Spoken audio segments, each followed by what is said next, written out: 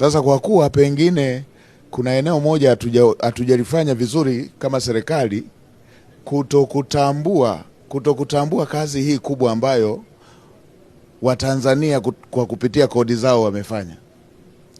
Huwa tukipokea msaada hata wa choo tu, tukijengewa choo, tunalikuta bango kubwa kwamba choo hiki kimejengwa kwa hisani ya watu wa.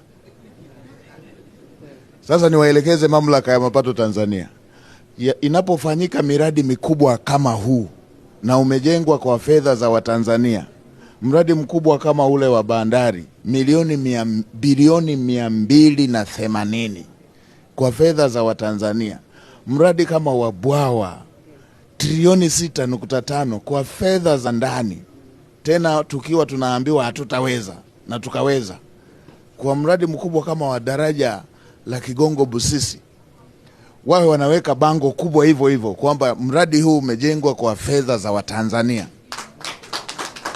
Wao ipitie miradi yote hii ambayo ilishajengwa na nyingine itakayojengwa kabla ya siku ya uzinduzi. Siku ya uzinduzi watu waliona hilo bango kwamba Watanzania na wenyewe wamejenga mradi huu.